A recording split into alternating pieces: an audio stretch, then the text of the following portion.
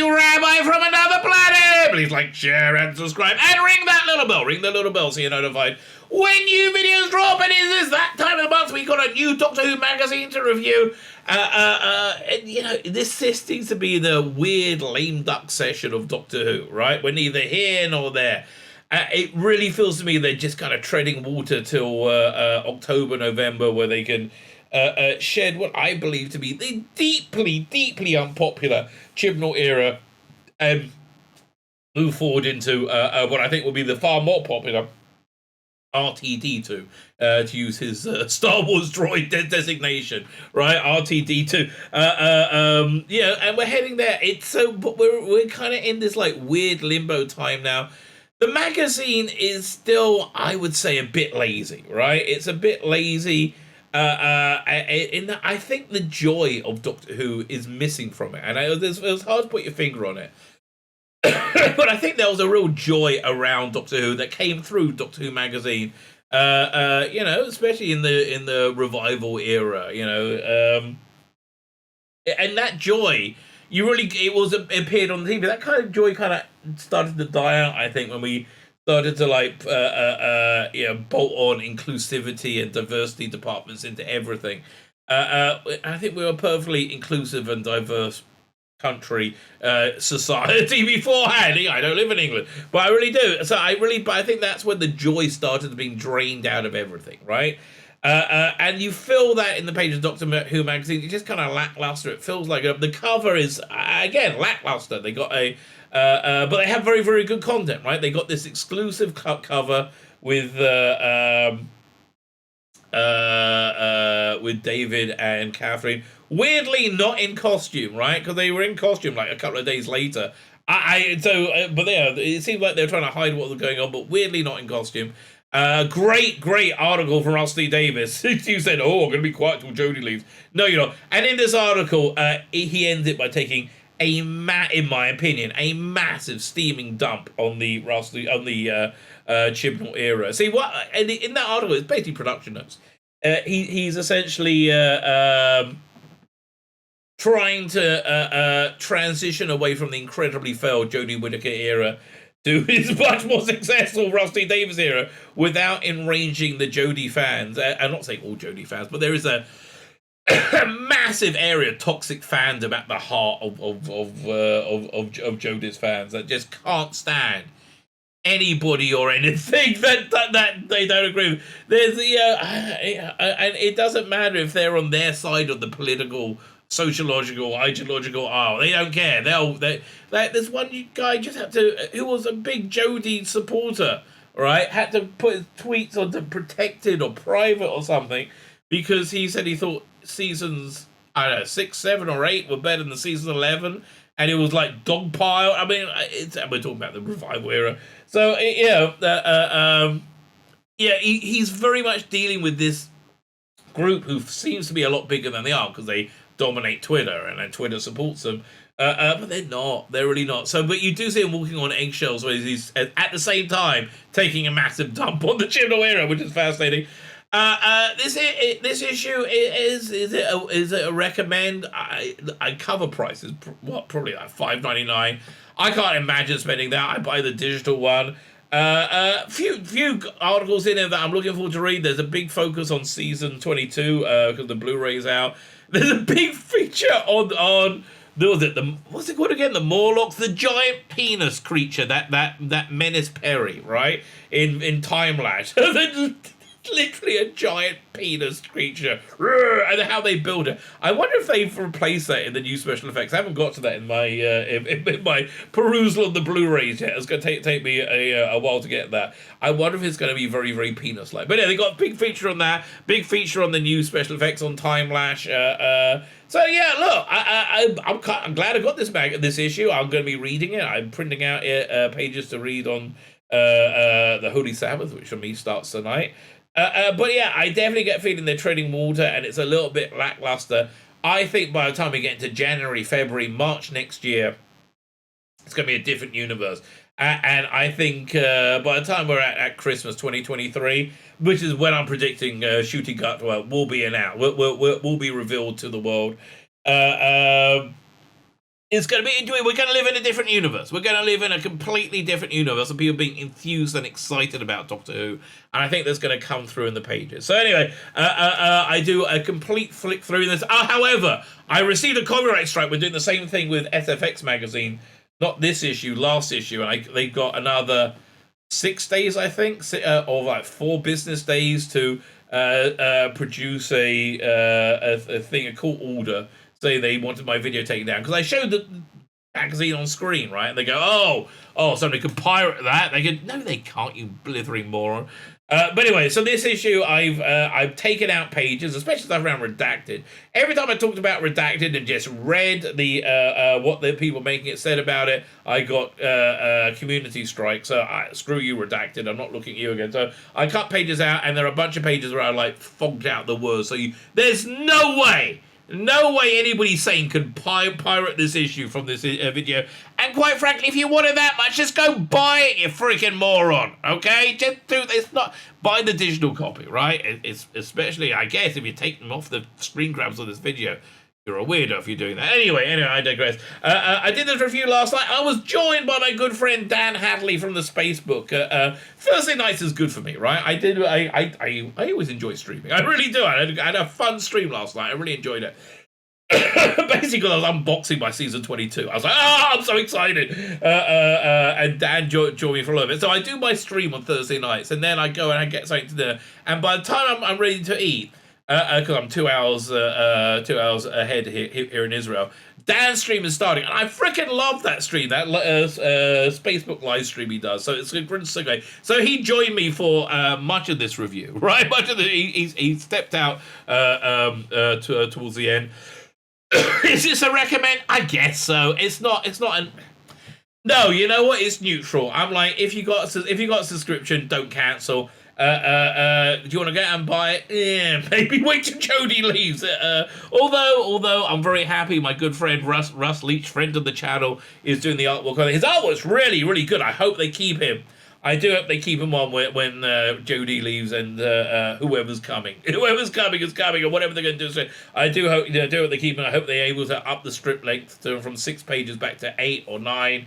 I think basically they're just trying to get enough content to fill out a second trade paperback. Fine!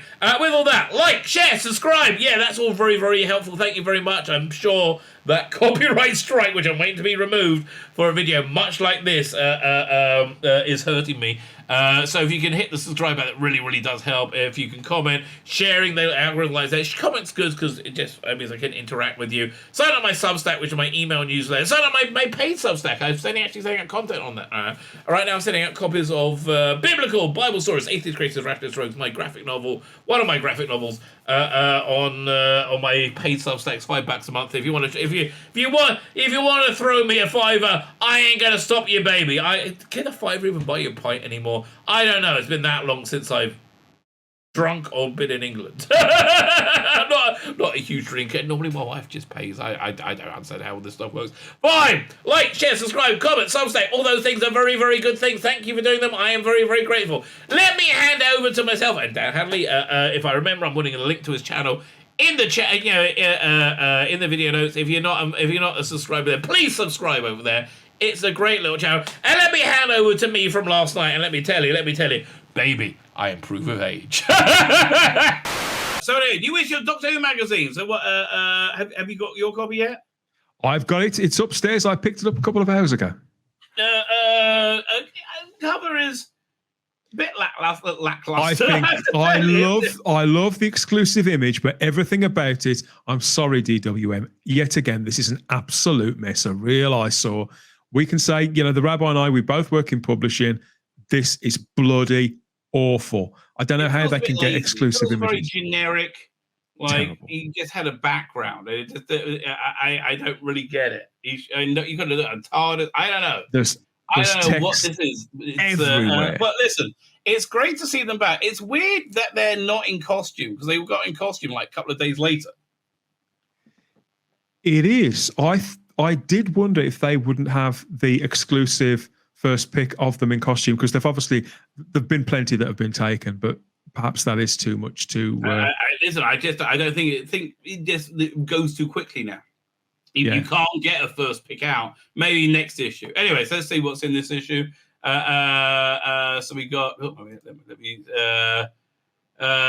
interview with Juno Dawson. Couldn't give a shit. Leave me alone. I every time I reviewed anything with Redacted, I got a community strike for reading what they said. Right. Wow. So leave it. Yeah, I'm not interested. James Monroe and Rona Monroe. I don't know who these people are. Getting the band back together. We are going to. After I do the review, we're going to go back and look at that article. You know what? Just stuff. Let's just go forward. There are certain things they just don't want anybody reviewing at all, in case you say bad things about it, in case you don't like it. Well, exactly. Well, that's the trouble. That look, Redacted probably may have got better, but honestly, I'm willing to be won over by something being good. Last issue of episode of Strange New Worlds, it was like ground zero for everything that you would think would be awful. You had a trans actor in it playing I think a trans character. I couldn't work it out, right? But it was I thought it was a great performance, right? I thought that character was really interesting. And it introduced the idea in a old school 1950s sci-fi way. So I really liked it. And it wasn't dwelt on. It was something they did and then moved into the bulk of the story. And they even made Cyborg look interesting. I suppose it just proves what we've been saying for a couple of years, is that with good writing, you can pretty much tell any story. And it's the writing that's been predominantly so bad. Right. This is not a new photo. This is an archive photo. Yeah. I think. Looks like it to me. Yeah. I mean, his new costume is essentially it is like tartan. It's an interesting look. It's a plaid. So Carol Jude got in touch and informed me what it was. So we got sensorized vinyl. I mean, we know all about the Neil Patrick Harris. We're not getting into that story. What's the sensorized vinyl? Is it the firstly, it looks really nice. Well, is it the soundtrack? Is it the whole thing? It's the entire soundtrack, yeah. Right. And a BBC-inspired episode of Glow Up, the BBC show which describes as amazing transformations and stunning. What the hell is this? Creations from aspiring artists competing. So it's basically like people making makeup. It's a makeup competition. Okay, that's something to do with Doctor Who. Are you buying into this new Paul McGann's releases or not? Well, you can tell. Yeah, I've heard you talk about Stranded. I've heard other people who are quite big Finnish fans talk about that line, and it's clear to me. I didn't listen to any of it. I'm still a little bit further back on those, but it's clear to me that they know that to disenfranchise people. This looks like pretty much back to basics, McGann. He's only got the two companions there by the looks of it. But I tell you, as somebody who was disenfranchised by that, and I'm annoyed about it. I'm not interested in going back to the TARDIS crew. Like you can do a hard break. It feels tainted. I was surprised when I saw the old direction that they've stuck with those characters. I know that Nicola Walker's, she's a fantastic actress. She's great on TV. They've overstayed the welcome. Let's be frank. It seems to have been a long time. Many box sets now, right? Really, it's like enough already, right? It needs to move forward to emphasise the fact that it is completely new. Right. They could. I would have done more stuff in the Time War. And it proves what you were saying. It proves everything that you were saying a while ago about this. They said it was a soft reboot of Big Finish this year, but it's actually been a pretty hard reboot of most of their. I mean, listen, the recasting of the first and the second Doctors is a big deal. Yeah, I'd say so. Yeah, and they've even redefined the third. I was like, the bottom article was much more interesting to me. First volume in a new series combining the work of artist Andrew Skilleter, who painted many covers. Book covers from the 80s. So this is going to be everything. Illuminart will cover most of Skilleter's Doctor Who art alongside personally selected pieces from his extensive work in other. Oh man! So it's got Star Wars, Jerry Anderson, Dan Dare. I want to see Andrew Skiller to Dan Dare. I've not seen his Dan Dare, but I've seen his Jerry Anderson stuff, and it is beautiful. I bet it's good. So you can get this from andrewskeleton.com. Anyway, I think I should reach out, see if he'll come on. Right? I keep meaning to look, I got Nick Briggs' email address because of the time he came. I keep meaning to email him and say, listen, I understand my channel may be a bit controversial, but I wanted to hook him up with you. Like, just like, whatever new ranges you got, Facebook is the perfect channel. Like, I'd love to cover more Big Finish on the channel. I mean, some of you who watch it, you might know, Tzvi, that a couple of the guys who are on Type 40 Live, really, they're just not into audio at all. So there's only me on that show who's particularly into it. But I would like to cover some more Big Finish on the podcast, certainly. And I've had several Big Finish people on, but never spoken to Nick. I watched and to be honest, I thought your interview was absolutely bang on. And and I know obviously again now a couple of years later, that's be interesting. Yeah, so maybe I should reach out to him because I know the guy who edits Vortex, and so I know people there. So maybe I should reach out to him. Yeah. Okay, one second. Let me change what I'm looking at. So this is somebody I nearly got in trouble with once. I think everything's cool, right? Where is it? I mean, the thing is, Rabbi. I mean, as far as I'm concerned, you are one of the authorities on Big Finish in the fan space. You publish, you produce a series of regular reviews almost as soon as the things are out, if not bang on, like within a couple of days. Well, I'm just recording tomorrow the War Doctor set. That was actually really good, by the way, that one. I think that you represent that sort of core listenership that they've got. And if something disenfranchises you, I mean, you never fire cheap shots at it. I mean, yeah, there's the odd knob gag, yeah. But you're always able to... I try and give it every benefit of the doubt because I want to like it, right? I really do want to like it. I want to ask you about this. Have you seen this? An introduction to the ambitious fan-made film series starring Tom Martin as the Purple Doctor. Do you know about this? It looks really cool. Yeah, I do know about this. I was offered a part in this actually by Dom not that long ago because they film it in Birmingham. Sometimes they film it at different places all over the country. And I had Dom on the podcast. We were talking for a while, and they said, "Look, we're filming some more in Birmingham. Are you free?" And all this. So whether it'll happen or not, I don't. Because I really want to watch it. Right? I really because I love this cosplay. I mean, right. The thing is, and this is nothing against anybody else who makes fan films. To me, this is the most fun fan film, the best produced one I have ever seen. Okay. I think that Dom's an eccentric character. We know he is. But everybody in the production, you can see that they're having the time of their lives. They're good enough actors to sell you on the story. And it's produced with a real flair. And that sense that the TV show itself has at its best of sort of, the trip of a lifetime. Come along with us. Come and have some fun with us for 50 minutes. And right. they know that it's a fan film. And that's part of the fun too. Is it on YouTube? Yeah, that's the link there. They did this with us. I can't remember the guy who puts it together, but in that column, because they put us in it a few months ago, those are bit links. So they do take you to the actual page there, the actual YouTube video. Right. So Dom, if I'm going to be in it, let me know if I'm still on for that, because I've I just demand I'm so going to watch and review that.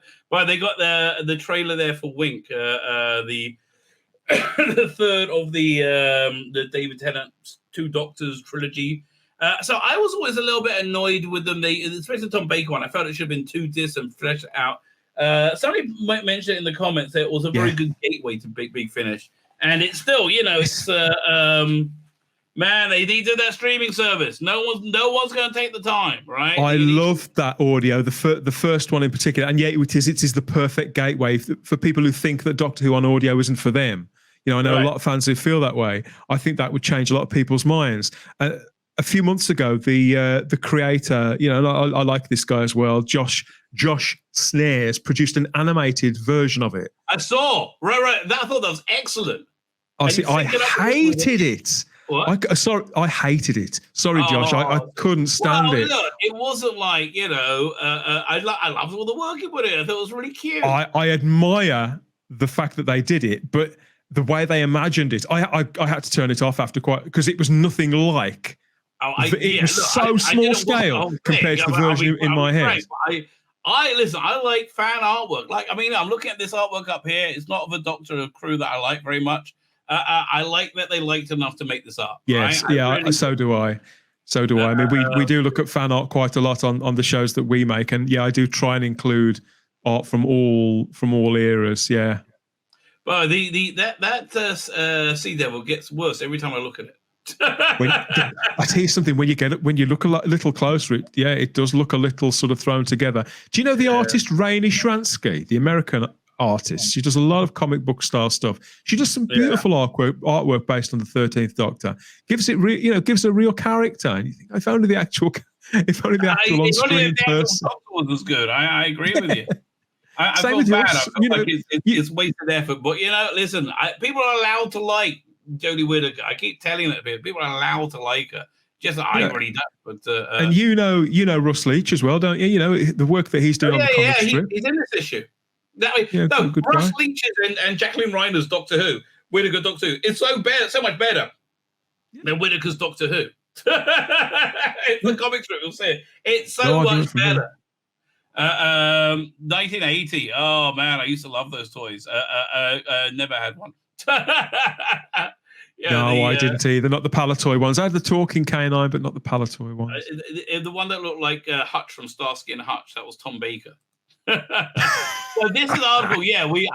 Maybe if we have time, I'm going to read it. Getting the band back together. This looks awesome.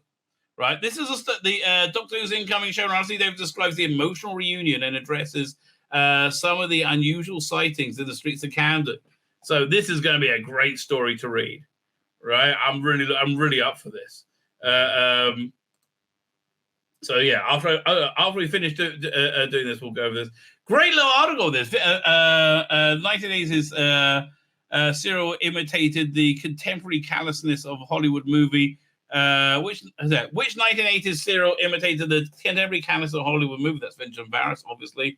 Which 70s adventure had some nightmare qualities. Marin, Charles Alton finds out what was inside the sensor. So that sounded more interesting until I started reading. Yeah, this is me smudging it out. So, right? No, don't read it.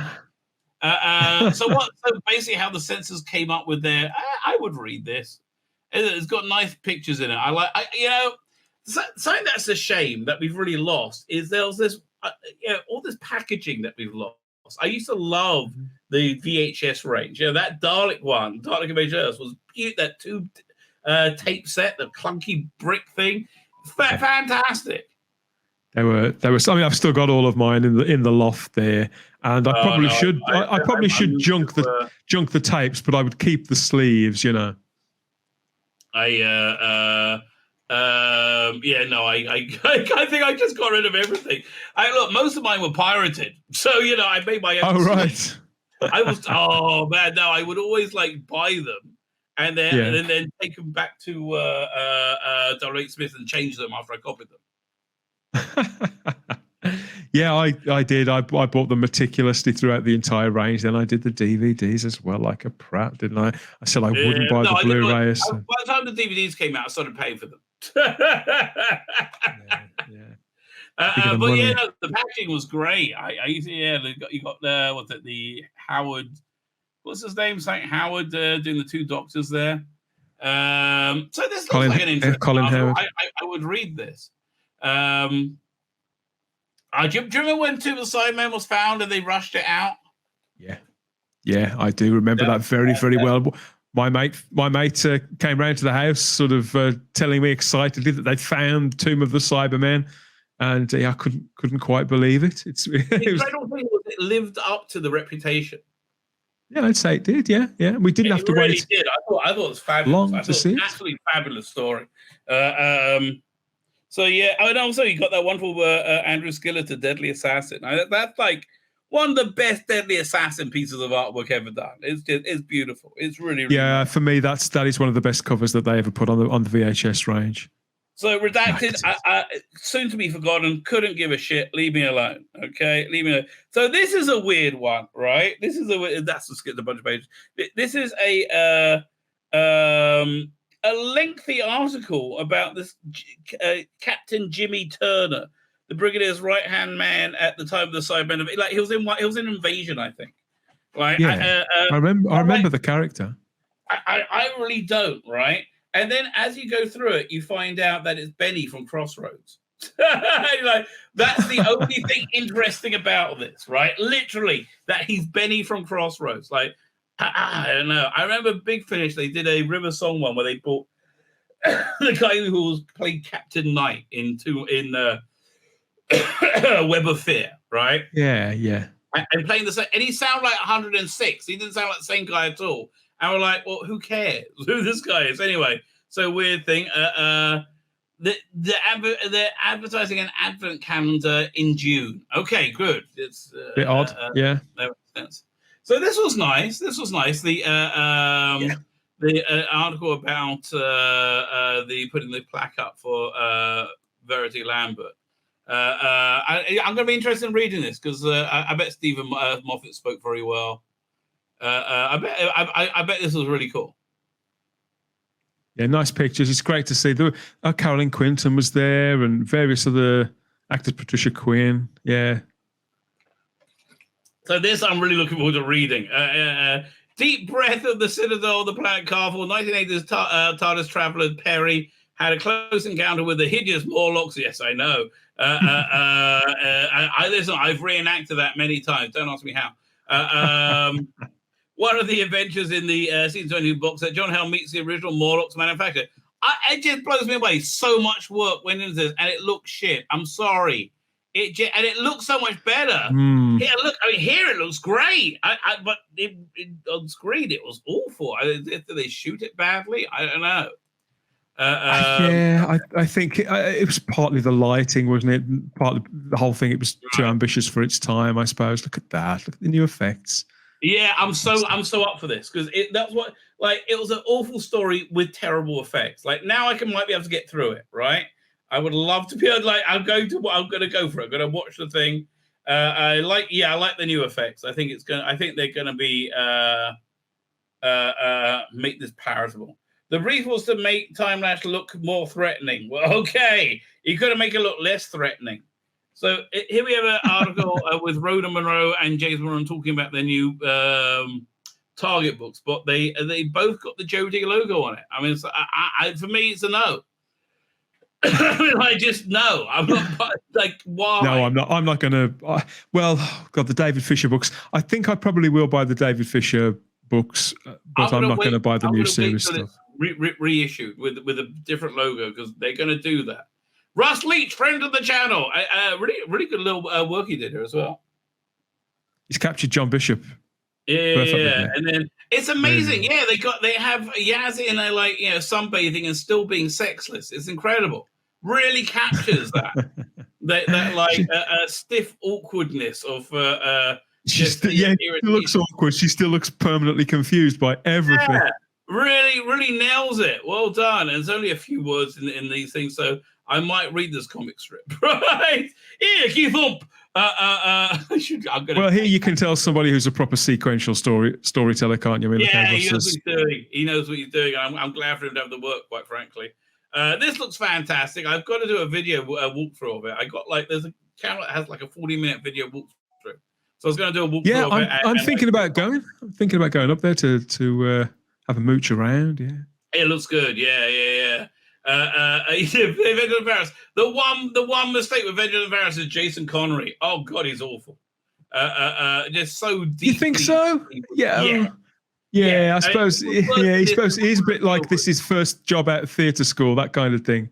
Yeah, but he was also shitting Robin Sherwood. Written up also gets signing off his screen. I think it's off by now, mate. I don't know what it was. Looking forward to see this weird story again, right? Bird Perry, super hot. I'm sorry, Bird Still Perry. hot, covered in feathers. I don't know why it does it for me, but it really super does, right? Maybe because Bird Perry gets tied down. Okay, that's it. It's a bit of the S&M thing. Then can I zoom in 1 second? Let me go back to the other thing. Yeah, there's a bird you'd like to stuff. When it's yeah, so it's the fact of fiction. Those are always really in depth, aren't they? They go microscopic. Alan Barnes normally does them here. Let me just. That's it. I was trying to remember the name of the guy who did it. It's not Andrew Pixley. He does. No, it's normally Alan Barnes has been like a really steady voice in Doctor Who for many years, right? Yeah, it's a reliable writer, good columnist. Even on Twitter, he's like reasonable. He's perfectly reasonable, normal guy. Still one of the greatest pictures of all time. There you go. Yeah, honestly, doesn't this system of government look so much better than any political system we have right now? I mean, really? I mean, like, I'm up for that. Who do you reckon is going to do the best? I mean, Bojo's out in a second. I think Rees Mogg wants to live. I think Nigel Farage is the most right. Who would survive the green light thing, you think, in the British politics? I think my money would be on Farage. Farage, yeah. Farage can take the green light the longest. Okay, there you Boris go. would wet himself. Well, yes, he would. I don't know, I don't know why. Look, it's in Israeli politics. It was just somebody had just made a masterstroke move, right? You had this Bibi Netanyahu was like the undefeatable guy. Like you just couldn't beat him. And they couldn't form a government for like 2 years. They kept doing elections and it kept being split 50-50. There wasn't enough to like form a coalition. It was really bizarre. So then this guy, Naftali Bennett, who was like used to be Netanyahu's deputy, like who hated him, right? They're both on the same side politically, but they absolutely hated him. He came up with his insane coalition. He had like the smallest party and he was able to hold together this whole coalition just to be prime minister, to boot out Netanyahu. It lasted for about a year. So now he's hated by everybody, this guy, Naftali Bennett. Like the left hate him, the right hate him, everybody hates him, right? So he's retiring from politics because he just got his one job he always wanted to do was take out his nemesis, right? One time. Yeah. And now he's going to live off book deals for the rest of his life. Sexy Ace in spandex works for me. Even though I found Sophie Orr quite sexless, this always turned me on. I love her to bits as a personality, but yeah, no matter how sexy she dressed, it never worked for me. So they're talking about alternate aces. I will totally read this over Shabbat. Ground Zero, yeah, I kind of liked it. The whole Paul McGann graphic novel set is great, but the one. You really got to read this. It was the last one they produced. The last non-Judy one they produced was the prequel story, Ground Zero, which was just excellent. It ran for months, didn't it? It had a real epic feel to it too. Right. And so now we get into the review. I can't wait for the Michael Grade interview. Oh my God. I can't wait for everything on this. Everything on this looks awesome. Speaking of things looking awesome, how you doing, Nicola? Still looking fantastic. Look, I'll even watch your documentary, your location thing, just because you're in it, and you're even quite close to that. But I'm still watching it. Okay, that's how excited I am for it. Worlds of Wonder. I love this. I think it looks fantastic. I love that we have these things in pop culture right now. Look at that. They got that green, beautiful lime green Hartnell TARDIS. This was excellent. It was just a really good story. I'm the new crop of writers, which have been really poor in Big Finish, have really started coming together. This was excellent. So this was an all-female writers, right? And normally when they do that, it's not very good. I mean, I hate to tell you the truth, but it's just not very good. This was very good. Do they have the writers written on this? They don't, unfortunately. But it was Tennant and Jacobi together. Sorry? Tennant and Jacobi together. Oh, they were good. So they're just in the last story. But the whole thing is like the trial of the master, right? You have these ethereal entities And the way they to a trial. So the first episode is a really interesting, weird horror episode. And then you got let me see who wrote them, because this is an all-female writing crew, and it's been writers that haven't been great, but a lot have really come together. Let me have a look. See who's so we got raise their game a little. They really Lou Morgan did the first story, The Forest of Penitence. So that basically the master and a bunch of people wake up with no memory in this strange forest with weird things are going on. Then you got Uma McCormack, who's always reliable. Oh yeah, I like her. Yeah, so then the doctor's the master's on trial, right? And he's saying, well,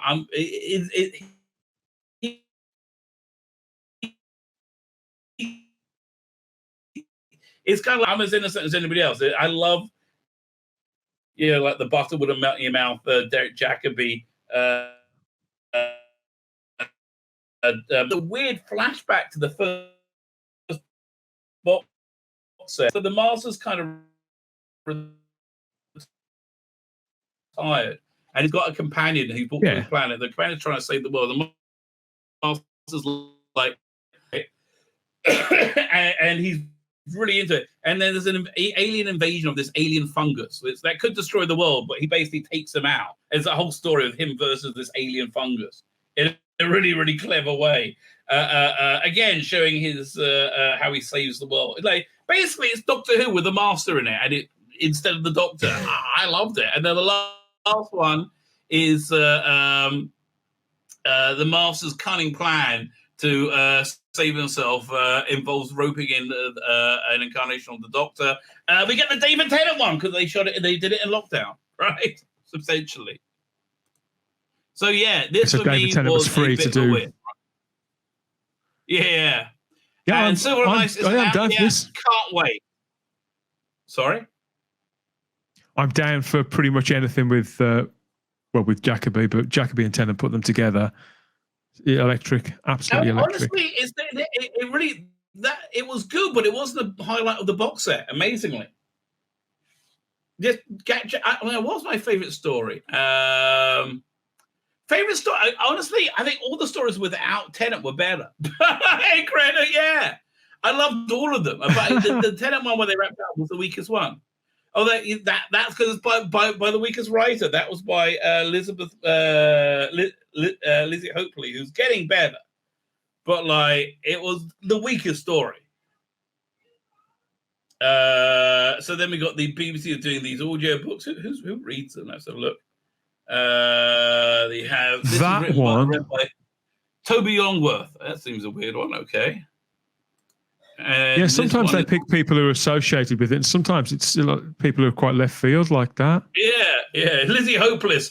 You are sadly not far wrong there, PD, mate. You're not far wrong. Why would you have this logo, you morons? I'm not buying any of these. Why? You have the other ones have the classic logo, and it looked better. It works better as a design on this book. They must have snuck something tells me that logo will be gone as soon as they can feasibly get it gone. Yeah. The other ones that have the classic logo on, they must have just snuck them by, and children probably hit the roof. That's my guess. Yeah, I think something like that. Sadly, mate, I've got to go and take my leave now. I've got to disappear off into the vortex and get myself sorted out for later. We put the link to your stream in the chat, I believe. Thank you. Rabbi needs Ethernet. I got Ethernet. It's just not very good. But listen, they're putting down fiber optics right now, so I'm excited. I've seen at last. Yeah, at long last. Just putting that downloaded. So what time are you on? You're on at 7 o'clock. We're on at 8 o'clock. Yeah, and I'm usually there to meet and greet to get 10, 15 minutes beforehand. We'll try and get it started early if we can. But yes, 8 o'clock. 8 o'clock at the Spacebook channel for Type 40 Live. Thanks again, mate. Doodle bit. Thank you for joining. All right. That's my pleasure, mate. Always a laugh. Speak to you later. Cheers, everybody. Right. Doodle bit. Fine. So then we got the preview of Beyond the War Games. I'm really excited for this range. The preview they did in the Pertwee set was a really clever idea because on the back of that, I pre-ordered this. So I'm looking forward to this. It's got Joe Grant in it. Really? Let's have a look. 1 second. Let me zoom in a bit. I think it does have Tim Treloar. It does. No, Tim Treloar's not playing the third Doctor though. Lethbridge Stewart's in it. John Coleshaw and Mark Elstrop. Katie Manning as Lady Zelina. Okay, fine. So she's not playing Joe Grant. Lady Zelina is. I'm quite looking forward to. I forgot this pre-ordered as well. I'm quite looking forward to this. I like the classic Doctor's New Monsters. It's cool. So they got Roy Gill, Tim Foley, Robert Valentine, John Dorney. Should be okay. That sounds like. And look, they put a lot of work into upping the quality. This is just too long for me, I'm afraid. Emancipation of the Daleks. Who wrote this again? Even though I love the 12th Doctor, written by John Morris, and John Morris is a good writer, but it just goes on too long. Look, so what's this? I like this kind of this essential information, sufficient data, okay, fine. So, ages of people paying the Doctor, okay. Then next month, which is coming out on July 21st, Dalek 21 AD. So they're recreating probably the sets from Dalek Invasion. Who cares? Honestly, who cares? Zygon Factor Victims Asks Who's Who. Interesting. Cybermen 20 years of spare parts. Interesting. Flying Saucers Jason Fleming on his father's Dalek legacy. Also interesting. Okay, listen. They're treading water. Until RTD arrives, until Jodie leaves. Wink, I like Wink. I think it's good. And there you go. Fine, look. My name's Tzvi Lebetkin, the Rabbi from another planet. Please like, share, and subscribe. And ring that little bell. Ring the little bell so you're notified when new videos drop.